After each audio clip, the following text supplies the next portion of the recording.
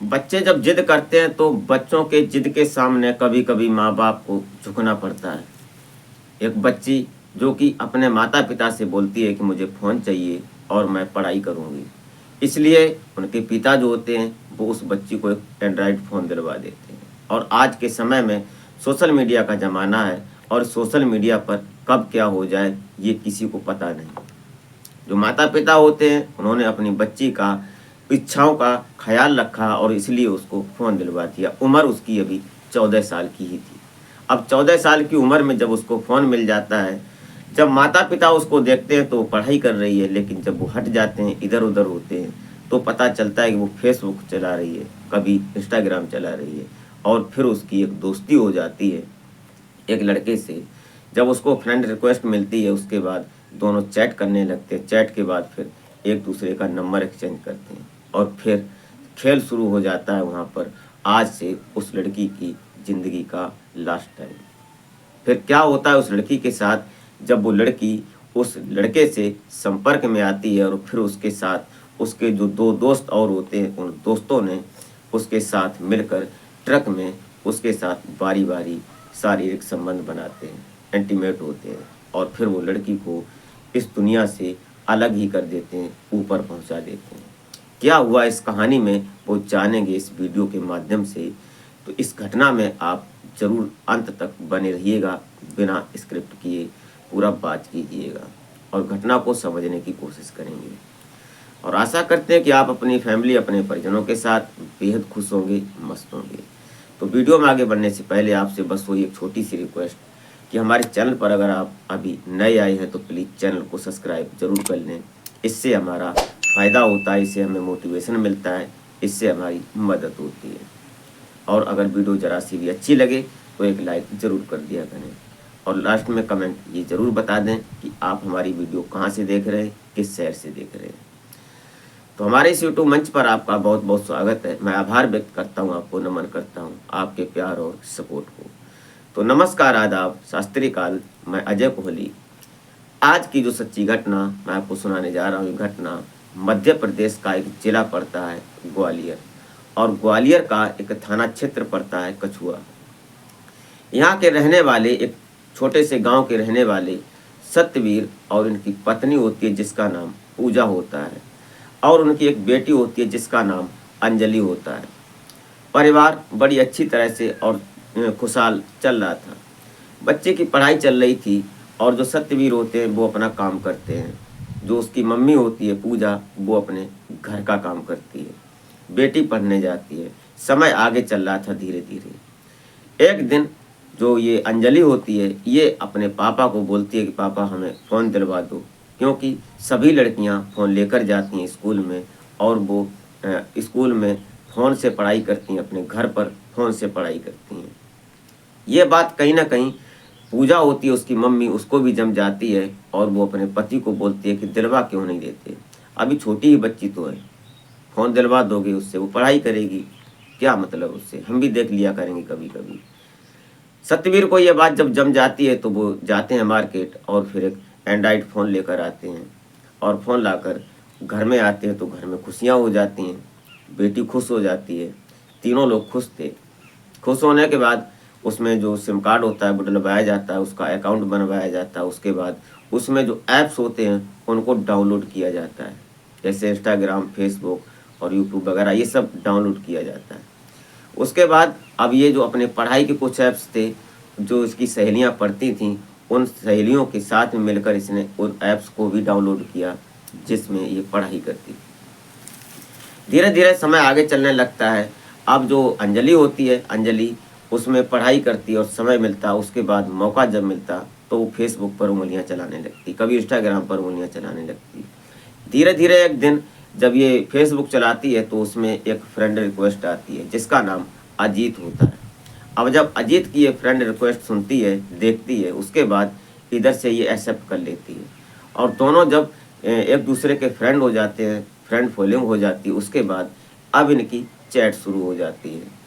वो अपनी गाड़ी चलाता है और गाड़ी चलाकर उसमें जो फ़ोटो बनाता है और कहीं पहाड़ियों की फ़ोटो बनाता है, कभी इस तरह से फेस लगाकर कभी कैसे भी करके जब वो पोस्ट करता है तो इधर अंजलि उसको लाइक करती है, उसको कमेंट भी करती है।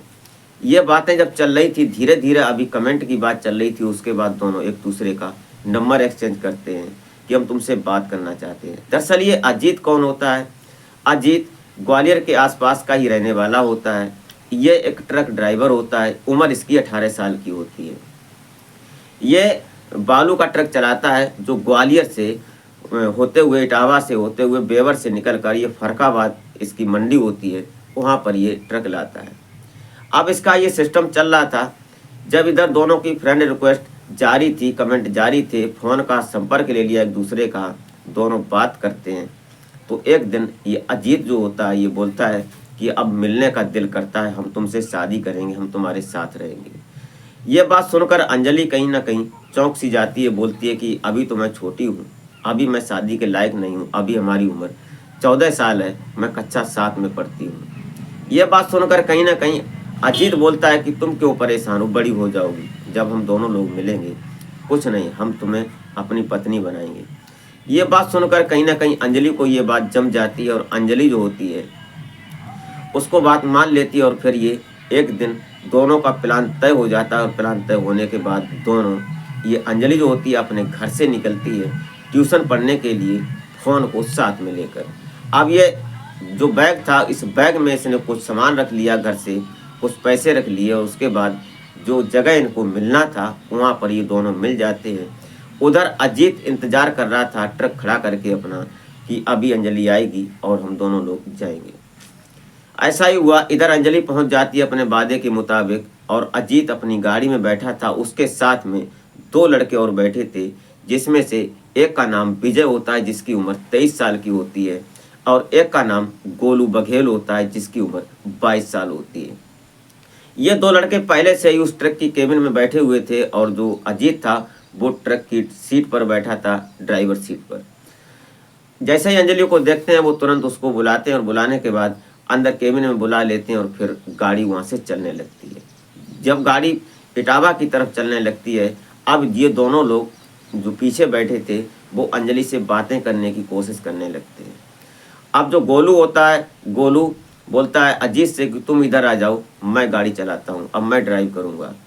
तो गोलू गाड़ी चलाने लगता है, गोलू बघेल, और अजीत जो इधर पीछे केबिन में जो जगह पड़ी होती है जहाँ ड्राइवर और कंडक्टर सोते हैं उधर बैठ जाता है। उधर बैठने के बाद अंजलि के साथ अजीत कुछ छेड़खानी करने लगता है। अंजलि बोलती है कि ऐसा मत करो, अभी हम शादी करेंगे, उसके बाद सब होगा। लेकिन अजीत बोलता है कि अब तुम हमारी पत्नी हो चुकी हो, जब तुमने हमें अपना पति मान ही लिया है तो अब कैसी शर्म, किस बात की शर्म। उसने कहा कि ये जो 2 लड़के हैं ये बीच में क्यों हैं? तो उसने कहा देखो ये हमारे दोस्त हैं, इनसे हमारा अलग सिस्टम है, जो हम करते हैं वो ये करते हैं, इसमें कोई बटा नहीं है, कोई अलग बात नहीं है। ये बात अंजलि को कहीं ना कहीं जमती नहीं है, लेकिन अजीत ज़बरदस्ती करता है और उसके साथ इंटीमेट होता है। जब दोनों मिल जाते हैं उसके बाद फिर जो गोलू बघेल होता है ये भी उसके साथ इंटीमेट होता है। फिर जो ये विजय होता है ये भी उसके साथ इंटीमेट होता है। जब ये तीनों लोग उसके साथ बारी बारी इंटीमेट होते हैं, शारीरिक संबंध बनते हैं, उसके बाद अंजलि कहीं ना कहीं अब अपने आप को गिलानी महसूस करने लगती है, अपने आप से घृणा करने लगती है कि मैंने किससे प्यार किया और क्यों किया। ये सब होने के बाद अब जैसे ही गाड़ी एक चला रहा है ड्राइवर और दूसरा उसके साथ गलत काम कर रहा है, फिर एक चला रहा है, फिर बारी बारी करके गाड़ी रोड पर चल रही थी और वो तीनों लड़के एक न एक ड्राइवर ड्राइव कर रहा है और 2 लड़के उसके साथ गलत काम कर रहे थे। अंजलि परेशान हो जाती है, दर्द से चीखती है, रोती है, लेकिन उसकी कोई सुनने वाला नहीं था। गाड़ी रोड पर चल रही थी, रात का वक्त था। उसके बाद गाड़ी फरखाबाद पहुंचती है और फरखाबाद पहुंचने से पहले ही इन दोनों ने उसके साथ इतनी गलत तरह से हैवानियत की कि उसकी हालत ख़राब हो जाती है, वो बेहोशी की स्थिति में पहुंच जाती है। गाड़ी वहाँ पर खाली होती है और गाड़ी खाली होने के बाद अंजलि को ये लेकर फिर वापस आ जाते हैं, और वापस आने के बाद उसको फिर ये इसी तरह से उसी स्थिति में लाते हैं, और उसके साथ अभी संतुष्ट नहीं हुए थे। ये तीनों गंदा काम बराबर कर रहे थे। जब उसकी स्थिति ये सोच लेते हैं कि अब इसको छोड़ना है, तो एक बोलता है उसमें जो विजय होता है, ये बड़ा था, ये बोलता है कि अगर इसको ऐसे छोड़ दिया तो ये अपने घर जाएगी तो ये सारी बात बताएगी, उसके बाद पुलिस आएगी और FIR दर्ज होगी, फिर हम पकड़े जाएंगे, फिर मामला खराब हो जाएगा। इधर अंजलि जिस दिन घर से गायब हुई थी उसी दिन इनके पिता जो सत्यवीर होते हैं और पूजा, इन्होंने कछुआ थाना क्षेत्र के अंतर्गत इन्होंने FIR दर्ज करवाई थी अपनी बेटी की गुमशुदगी की। पुलिस इधर इन्वेस्टिगेशन कर रही थी, जांच पड़ताल कर रही थी, ढूंढ खखोल कर रही थी। लेकिन इधर जब पता चलता है कि ये सब गायब हो गए हैं, तो एक दिन जब ये सत्यवीर से जब पुलिस ने पूछा कि उसके पास फ़ोन था, उस फ़ोन नंबर को दो, जब उन्होंने उस फ़ोन नंबर को दिया, उसको ट्रेस किया, उसकी CDR लगाई, लोकेशन लगाई, तो पता चलता है कि इसकी बात किसी अजीत नाम के लड़के से होती थी। अब अजीत नाम के लड़के को ट्रेस करती है पुलिस। जब अजीत को गिरफ्तार करती है तो अजीत जब पुलिस की कस्टडी में आता है तो फिर वो सारी बात धीरे धीरे बोलने लगता है, जब पुलिस अपने तरीके से पूछती है। उसके बाद इन दोनों लड़कों का भी नाम खुलता है, गोलू बघेल का और विजय का भी नाम खुलता है। फिर उनसे पूछताछ की जाती है कि अंजलि कहाँ है। तब ये बताते हैं कि हमने उस अंजलि को मारकर और चंबल नदी में फेंक दिया है। अब चंबल नदी इतनी बड़ी है जहाँ पर किसी को ढूंढना बहुत असंभव सी बात थी, लेकिन फिर भी इन्होंने जल्दी में फेंका था। उसकी डेड बॉडी पानी में नहीं पहुँच पाई थी, झाड़ियों में उलझ गई थी। पुलिस वहाँ पर इनको लेकर जाती है। जब उस डेड बॉडी को जहाँ पर इन्होंने फेंका था वहाँ बताते हैं कि हमने यहाँ फेंका, तो उसके साथ में डॉग स्क्वाड भी होती है पुलिस की। जब ढूंढ खखोल होती है तो पता चलता है कि एक झाड़ी में डेड बॉडी मिली है।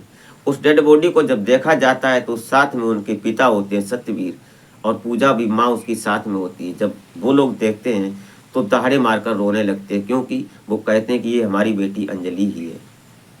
ये मंजर वहाँ का देखने के बाद दोनों माता पिता के पैरों तले जमीन खिसक जाती है, उनका रो रो कर बुरा हाल हो जाता है। अब ये रही कहानी। उसके बाद पुलिस इनको पकड़ती है, तीनों को अपनी कस्टडी में लेती है और संबंधित धाराएं लगाकर माननीय कोर्ट के समक्ष पेश कर दिया जाता है, और ये आज तीनों सलाखों के पीछे हैं। दरअसल इस कहानी को सुनने के बाद आप क्या समझते हैं, अपनी राय कमेंट में जरूर दें। कुल मिलाकर जब बच्चे किसी बात की जिद करते हैं तो उस पर नज़र माता पिता की भी होनी चाहिए। हमारी वीडियो के माध्यम से हम यही संदेश देने की कोशिश करते हैं कि अगर माता पिता जरा सी भी नज़र रखें कि हमारे बच्चे क्या कर रहे हैं तो शायद ऐसी घटना ना हो। इसमें गलती अंजलि की है या अंजलि के माता पिता की है या उधर उस अजीत की गलती है, वो आप अपनी राय कमेंट में ज़रूर बताएं। दोस्तों, अभी तक अगर आपने हमारे चैनल को सब्सक्राइब नहीं किया है तो प्लीज़ सब्सक्राइब कर लें, इससे हमारी मदद होगी और हमारा हौसला बढ़ेगा। और वीडियो जरा सी भी अच्छी लगी हो तो एक लाइक ज़रूर कर दें। इस घटनाक्रम को सुनाने का उद्देश्य किसी को हैरान या परेशान करना नहीं था, बल्कि जागरूक करना होता है कि आने वाला वक्त हमारे सामने किस शक्ल में आएगा जिसकी हमने कभी कल्पना भी नहीं की होती है। इसी के साथ आप स्वयं सुरक्षित रहें और अपने परिवार का ख्याल रखें। तो मिलते हैं फिर नेक्स्ट वीडियो में, तब तक के लिए जय हिंद।